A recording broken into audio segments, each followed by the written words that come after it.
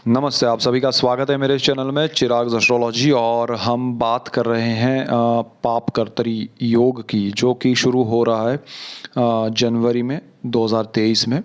और 17 जनवरी से शनि ट्रांजिट करेंगे, उसी के साथ ये योग की शुरुआत होगी और शनि और राहु के बीच में वापस गुरु आ जाएंगे।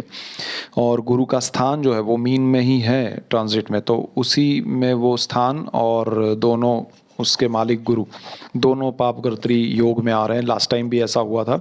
तो शनि का ये ट्रांजिट है और फिर गुरु जो है वो चले जाएंगे 21 जनवरी तक वहाँ पर है, फिर वहाँ से चले जाएंगे 21 अप्रैल तक। 21 अप्रैल को वो वहाँ से निकल जाएंगे और मेष में चले जाएंगे। तो 17 जनवरी 2023 से 21 अप्रैल 2023 तक का ये योग है पापकर्तरी योग। उसमें गुरु और गुरु का स्थान दोनों इसमें प्रॉब्लम में आ रहे हैं, पापकर्तरी योग में आ रहे हैं। और उस वजह से बहुत सारे प्रॉब्लम्स लोगों ने लास्ट टाइम भी फेस किए थे। मैंने सोचा कि भाई आपको पहले से ही ये जानकारी दे दूं, ताकि आप अपने निर्णय कुछ लेने हैं तो उस हिसाब से चलें। और आपको कुछ बड़े निर्णय लेने हैं तो ये समय का आपको कुछ जो उपयोग करना है वो सहायता मिले। सो यहाँ पर हमने वृषभ और मेष के लिए देखा था। अब हम बात करेंगे मिथुन के लिए। तो मिथुन की बात करते हैं तो मिथुन लग्न और राशि दोनों के लिए बात करेंगे, लेकिन लग्न को ज़्यादा इंपॉर्टेंस देंगे। लग्न वालों के लिए, मिथुन लग्न वालों के लिए 10वें स्थान में जहाँ पर 12 नंबर लिखा है वहाँ पर गुरु है और वो कर्म स्थान है, वहाँ पर ये योग होगा। तो 10वां जो स्थान है वो आपका कर्म भाव है और 10th हाउस आपके पिता का भी ये कारक भाव है। सो यहाँ पर जो इफ़ेक्ट्स होंगे वो ज़बरदस्त होंगे।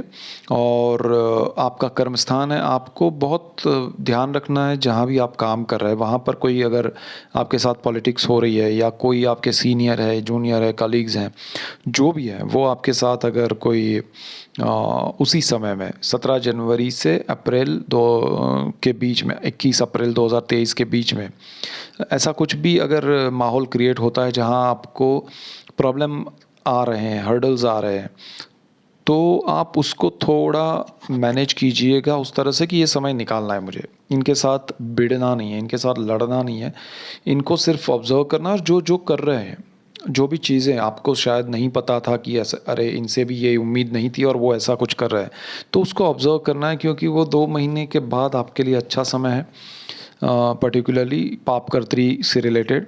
तो गुरु आपका वहाँ से निकल जाएगा तो कर्मस्थान आपका अच्छा हो जाएगा, तो थोड़ा आपके लिए अच्छा रहेगा। लेकिन फिर भी आपको उस समय में बड़े निर्णय नहीं लेने हैं आपके जॉब से रिलेटेड, या अगर आपका बहुत अच्छा सब कुछ चल रहा है और आपको कोई बड़ा ऑफ़र मिल रहा है, बड़ा अपॉर्चुनिटी मिल रहा है और आपको लगे कि अरे मुझे यहाँ से वहाँ जाना है, बहुत अच्छा है मेरे लिए, सो बिना सोचे समझे किसी की बात सुनकर वर्बली या ऐसे ही किसी ने बोल दिया कि आ जाओ, या चाहे आपका फ्रेंड हो, सीनियर हो, जूनियर हो, या कोई भी फैमिली मेम्बर हो, ऐसे ही मत चले जाइएगा। अदरवाइज़ आपको वो चीज़ फिर शायद परेशान कर सकती है। आपको यहाँ जो कंफर्ट है वो आपका चला जा सकता है। आपको अप्रैल तक तो निर्णय नहीं लेना चाहिए। अप्रैल एंड के बाद आपको सोचना चाहिए कि क्या करना है, लेकिन तब तक आपको कोई निर्णय बड़ा अपने कर्मस्थान को लेकर, आपका जो काम चल रहा है उसको लेकर नहीं लेना चाहिए। अदरवाइज़ वो आपके लिए बहुत ही शायद नेगेटिव हो सकते हैं रिजल्ट्स। दूसरा, आपको बहुत बड़ा बिज़नेस है, उसको लेके भी बहुत कुछ बड़े इन्वेस्टमेंट्स नहीं करने। आपको नया बिज़नेस करना है कोई, तो भी बड़े इन्वेस्टमेंट इस टाइम में नहीं करने चाहिए। अदरवाइज़ ये आपके लिए थोड़ा टफ हो सकता है, आपको थोड़ा ध्यान देना पड़ेगा। पार्टनरशिप है, नई पार्टनरशिप करना चाहते हैं तो भी ध्यान रखिएगा, क्योंकि आपका जो गुरु है वो ही पार्टनरशिप का मालिक भी है। 9 आपके 7th हाउस का, जहाँ 9 नंबर लिखा है, धनु राशि है वहाँ पर। तो पार्टनरशिप में प्रॉब्लम्स आ सकते हैं आपके पार्टनर्स के साथ। आपके प्रॉब्लम्स क्रिएट, अगर नहीं नई पार्टनरशिप करना चाहते तो मत कीजिएगा ये समय में।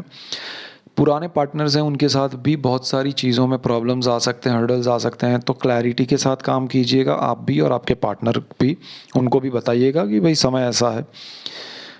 बहुत सी जगह पार्टनरशिप ब्रेक होगी तो वो भी चीज़ हो सकती है, थोड़ा ध्यान रखना पड़ेगा। गुरु जो हैं वो आपके पिता के साथ भी थोड़ा अनबन क्रिएट कर सकते हैं, थोड़े प्रॉब्लम्स, हर्डल्स क्रिएट कर सकते हैं, उनसे डिस्टेंस क्रिएट हो सकता है। आप उनके लिए कुछ करना चाहते हैं तो शायद ना हो, ऐसा भी हो सकता है। तो वो सारी चीज़ें आपको ध्यान रखनी पड़ेगी। आपको लगता है कि मुझे सैलरी में इनकम बहुत मिलनी चाहिए या इंक्रीमेंट मिलना चाहिए या प्रमोशन होना चाहिए, ऐसा कुछ भी है तो उन बातों को इस समय तक मतलब 17 जनवरी से पहले अगर वो चीज़ें हो जाती है तो बहुत अच्छा है, बट उसके बाद आपको उसको खींचना नहीं है या उसके ऊपर प्रेशर नहीं करना है या उसके लिए बार बार रिमाइंडर नहीं देना है। अदरवाइज़ वो आपके ऊपर जो भी होंगे वो इरिटेट होंगे या आपके लिए नेगेटिव सोचेंगे या आपको प्रॉब्लम क्रिएट करेंगे। सो यहाँ पर आपको ये चीज़ें ध्यान रखनी है।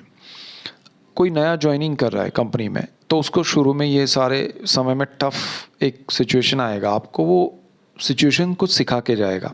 तो आपको नए जो लोग ज्वाइन कर रहे हैं जॉब में या बिज़नेस में या कुछ भी, ऑलरेडी उन्होंने सपोज़ जनवरी में या बिफोर जनवरी दिसंबर में शुरू कर दिया है और जनवरी आया तो उसमें टफ टाइम आएगा, तो उसको समझ के चलना है कि भाई इसमें ऐसा होने वाला है और ये समय को आपको मैनेज करना है आपके दूसरी चीज़ों को ध्यान में रख के कि पैसे कैसे रहेंगे या क्या चीज़ें क्या रहेगी।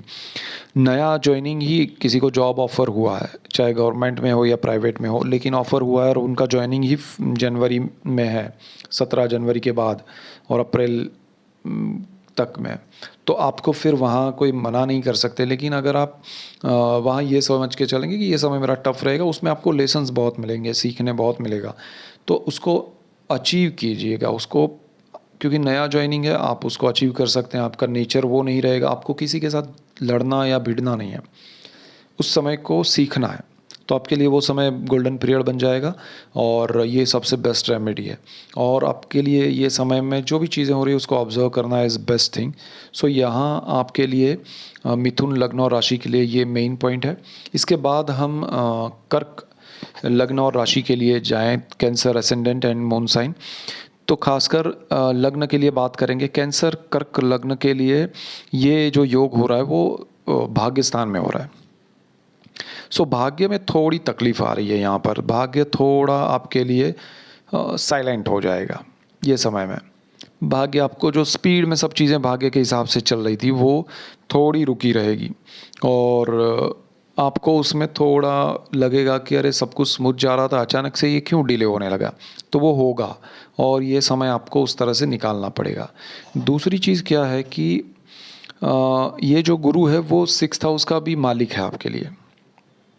सो 6th हाउस का मालिक होकर आपके लिए बहुत इम्पोर्टेंट इफ़ेक्ट देगा ये पापकर्तरी में कि आपका जॉब नहीं चला जाए। आपको जॉब स्विच करना है, नया जॉब लेना है, पुराना जॉब छोड़ना है, नया बिज़नेस शुरू करना है, जो भी आपके प्लानिंग्स हो कर्क लग्न वालों, आपको ध्यान देना है नया जो भी कर रहे हैं उसके लिए पुराना जो है आपका कंटिन्यूटी वाला जो काम चल रहा है, एक रूटीन चल रहा है, उसको ब्रेक नहीं करना है बिना सोचे समझे।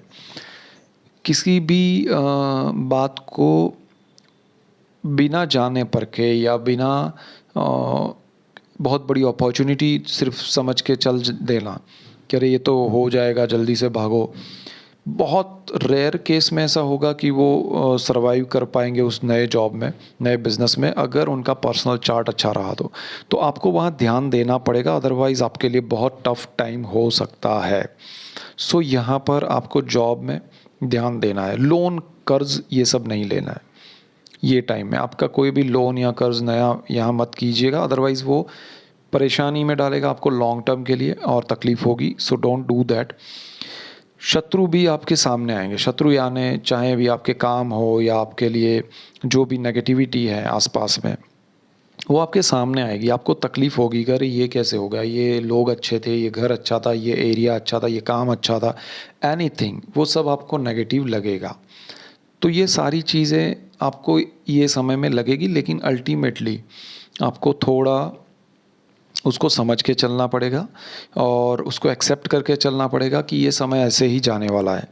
लेकिन आपको नए साहस नहीं करने, आपका जो काम चल रहा है उसको छोड़ के आप कुछ नया करने की कोशिश मत कीजिएगा, बिज़नेस करने की कोशिश मत कीजिएगा, इन्वेस्टमेंट मत कीजिएगा कोई बड़ा, सीधा सीधा लॉस होगा। ये रोग का भी स्थान है, तो आपको कोई भी तकलीफ़ है, बीमारी है, रोग है, तो उसके रिलेटेड यहाँ एक मैं पॉजिटिव बात ये कहूँगा कि वो सामने आएगा आपके, वो तकलीफ़ आपकी बाहर आएगी और उसका अगर सही आपने सही डॉक्टर को दिखाया, सही जगह पर उसका इलाज हुआ तो आपको बहुत अच्छे रिजल्ट्स मिलेंगे। इसीलिए आप जल्दबाजी मत कीजिएगा। जब भी आपको हेल्थ से रिलेटेड कोई भी बात नहीं समझ में आए या नया कोई प्रॉब्लम्स आपके सामने आए, तो आप ओपिनियन लीजिएगा, एक से ज़्यादा लीजिएगा, बहुत अच्छा रहेगा। रिजल्ट्स अच्छे मिलेंगे, लेकिन विदाउट ओपिनियन, विदाउट नॉलेज आगे मत बढ़िएगा।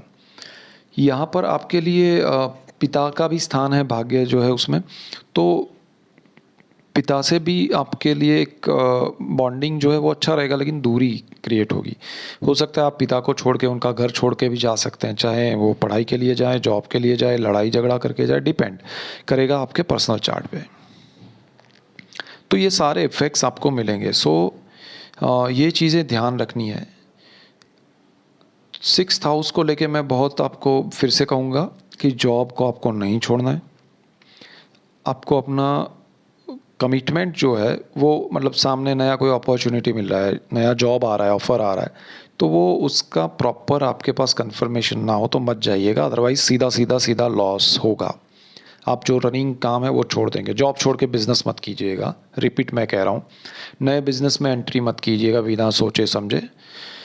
और ये स्थान है रोग, शत्रु, ऋण और जॉब का, तो इन सारी चीज़ों में संभालना है छठे भाव में। और भाग्य स्थान है, वहाँ पर आपको थोड़ी रुकावटें मिलेंगी, थोड़ा स्लो हो जाएगा जो अभी स्पीड में चल रहा है जनवरी 17 तक।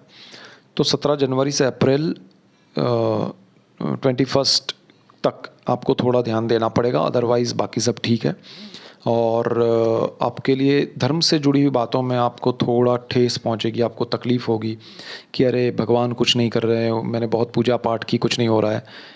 पूजा पाठ उस समय में बढ़ाइएगा, आप जो भी मंत्र जाप करते हैं तो आपके लिए और अच्छा हो जाएगा। मन की शांति होने के लिए ज़रूरी है पूजा पाठ करना, और योगा प्राणायाम कीजिएगा, वो ज़्यादा अच्छा है। सो ये मेन पॉइंट्स है। That's it for today. Keep watching Chirag's astrology. Thank you for watching. God bless you and good bye. Thank you.